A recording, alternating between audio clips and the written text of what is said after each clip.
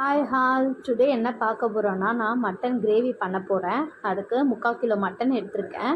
Mixie ஜாரில் தேங்காய், பூண்டு, இஞ்சி, மிளகு, 6 வரமிளகா இதை போட்டு நம்ம அரைச்சி வந்துக்கலாம். மட்டனோட இதையும் சேர்த்துட்டு மஞ்சள்தூள், வீட்டு மிளகாத்தூள், நான் வீட்டு மிளகாத்தூள் கரெக்டாக 1.5 ஸ்பூன் போட்டிருக்கேன்.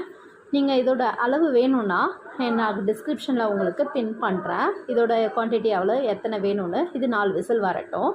நம்ம இந்த சைடில் ரசம் தாளிச்சிக்கலாம்.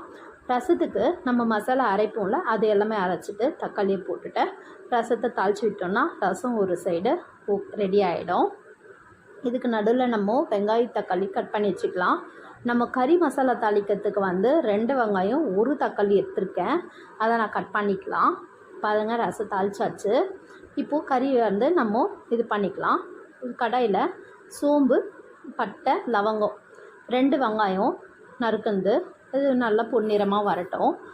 அதுக்குள்ளேயே பார்த்திங்கன்னா கறி பார்த்திங்கன்னா எப்படி தக்கன்னு சூப்பராக வந்துடுச்சு. கிரேவி இப்போ கன்சிஸ்டண்ட்டாக உங்களுக்கு எவ்வளோ திக்னஸ் வேணுமோ அதுக்கேற்ற மாதிரி நீங்கள் கிரேவியை இது பண்ணிக்கோங்க, கிரேவி பண்ணிக்கோங்க.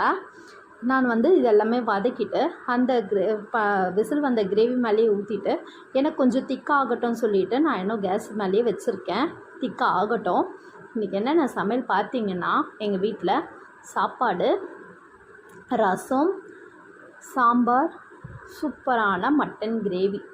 இது தாங்க எங்கள் வீட்டில் இன்றைக்கி சண்டே லன்ச். வாங்க சாப்பிட்லாம். பாய்.